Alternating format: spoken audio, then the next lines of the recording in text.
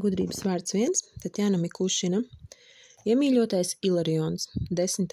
aprīlis 2005. gads. Viena jūsu mīlestības un līdzcietības vibrācija ir spējīga nodzēst elles uguni, kurā deg daudzas dvēseles uz šīs planētas. Es esmu Ilarions, 5. stara valdnieks, atnācis pie jums caur šo sūtni.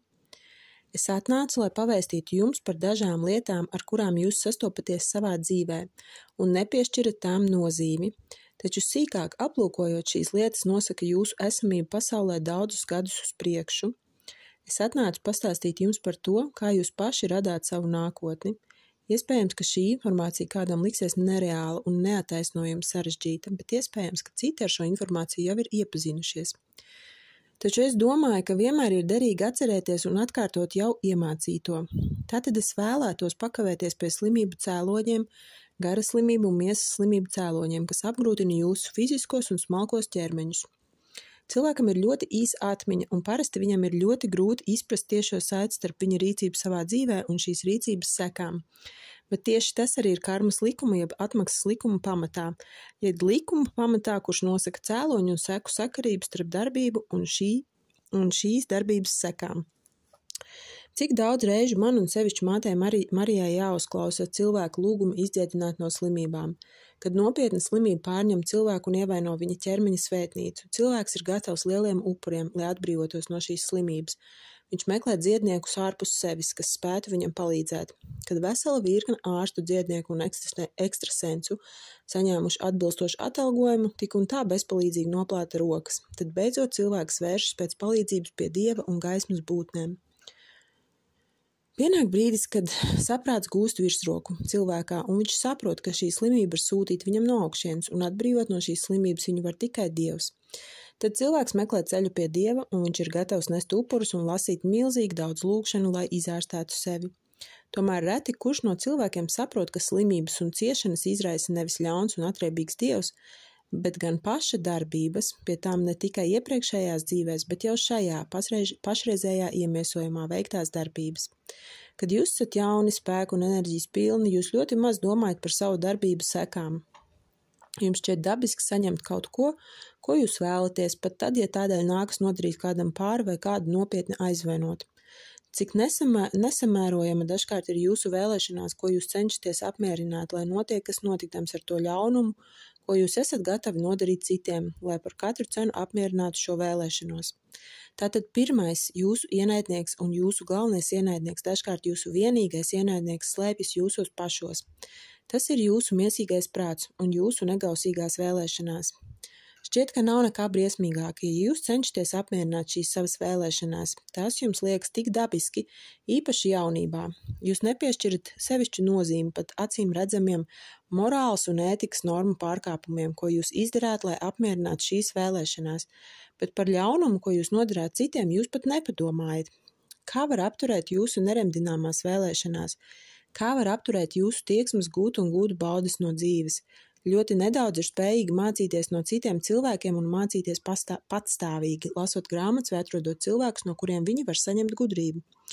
Bet pārējiem, kas nav spējīgi saprast un mācīties, stājas spēkā karmas jeb atmaksas likums. Katra darbība, ko jūs izdarāt pret Dieva gribu, izraisa to, ka dievišķā enerģija, kur jūs pastāvīgi lietojat, un bez kuras jūs vienkārši nevarētu eksistēt, nokrāsojas ar šo jūtu nepilnīgo darbību. Jo nepilnīgāku darbību jūs izdarāt, jo zemākas vibrācijas iegūst dievišķā enerģija. Šī enerģija nekur nepazūd, tā saglabājas jūsu aurā, jūsu emocionālajā, mentālajā un ēteriskajā ķermenī. Šī enerģija kalpo kā magnēts, kas pievāk jums līdzīgas enerģijas no ārējās jūsu apkārtējās pasaules. Tāpēc, ka ja jūs kādam nodarījāt pāri, tad agri vai vēl šī enerģija pievilks jums dzīves situāciju, kad kāds jums nodarīs pāri. Jūs nesat savā aurā visus jūsu nepilnīgo rīcību ierakstus. Šie ieraksti ir līdzīgi defektiem jūsu aurā. Ja jūs pārāk bieži pieļāvāt karmiski sodāmas darbības, domas un jūtas, tad agri vai vēl jūsu aura piesātināsies ar šīm negatīvajām vibrācijām. Un jūs jau vairs nebūsiet spējīgi atstrādāt uzkarāto karmu, veicot pareizas darbības un pareizi rīkojoties, jums atgriezt to karmisko situāciju laikā līdz pašreizējā iemiesojuma beigām. Pārāk daudz negatīvās enerģijas sakrājies jūsu aurā. Jums ir teikts, ka jūs tagad dzīvojat unikālā laikā, kad notiek kosmisko ciklu nomaiņa un sākas jauns cikls. Cilvēki, kas apkrauti ar pārāk lielu negatīvās enerģijas daudzumu, slimos un zaudēs iespēju aktīvi darboties dzīvē. Viņiem tiks atteikta dievišķā enerģija un iespēja turpināt tiražēt savas nepilnības šajā pasaulē, jo cilvēks, kura aura ir pārslogota ar pārāk lielu negatīvā enerģijas daudzumu, patiešām ir līdzīgs spitālīgajam cilvēkam, kas pats ir nedziedināms slims un bīstams apkārtējiem. Tāpēc, ka negatīvās enerģijas, kas ir viņa aurā, ir spējīgas inducēt līdzīgas negatīvās enerģijas visu to cilvēku aurās, ar kuriem viņš saskaras dzīvē. Pēc līdzības likuma tādi cilvēki pievelks sev līdzīgiem, un viņi rada veselas zonas un uz planētas Zeme, kas atgādina leprozorijas spitālīgajiem. Ja cilvēks ir pietiekami tīru auru nejauši nokļūst tādās zonās, tad viņš jūtas tajā kā krastā izmestas zivs. Kad mēs skatāmies uz planētu, tad mēs redzam šīs zonas, šos perēkļus, kas izskatās kā līdz tādai pakāpēs saprasētas un blīvas negatīvās enerģijas, ka caur tām nevar izlausties neviens no mūsu dziedinošajiem stariem, kurus mēs nemitīgi sūtām uz Zemi. Cilvēki, kas sevi iedzinuši šajos enerģētiskajos leprozorijos, nav spējīgi paši sev palīdzēt, un viņiem vajadzīga palīdzība, kura vēl var tikt sniegta viņiem no ārienes. Tāpēc mēs esam gatavi sadarboties, un mēs esam gatavi izmantot katru, kas ir spējīgs saglabāt savas vibrācijas pietiekami augstā līmenī, lai caur šo cilvēku sniegtu palīdzību tiem, kas jau kā šķiet ir pilnīgi miruši garīgi, bet ar pēdējo cerību raida savu skatienu uz debesīm un patiesi aicina palīdzēt un lūdzas palīdzību. Mēs esam gatavi sniegt palīdzību, un mēs sniedzam palīdzību visiem, bet šī palīdzība var neattiekties uz fizisko ķermeni, ko vairs jau nav iespējams atjaunot, tajā dominējošo neatgriezenisko procesu dēļ. Mūsu palīdzība attiecas pirms šo cilvēku dvēselēm. Mēs mēģinām saglabāt un izdziedināt to cilvēku dvēseles, kuri kaut vai dzīves beigās vērsuši savus skats uz debesīm un patiesi lūguši palīdzību un patiesi nožēlojuši visus savus izdarītos grēkus. Nav grēcinieka, kam nebūtu nākotnes, bet tāpat ir taisnīgi, ka nav iespējams glābt to, kas pats nevēlas šo glābšanu. Tāpēc palīdzības iespēja ir vienmēr, kaut arī brīžiem mēs izjūtam patiesu kalpotāju trūkumu, kas gatavi ziedot sevi cilvēces glābšanas labā, lai glābtu un sniegtu palīdzību visām dzīvajām būtnēm.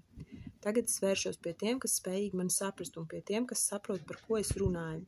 Pienācis laiks, kad notiek cīņa tik tiešām par katru dvēseli, kas atrodas iemiesojumā.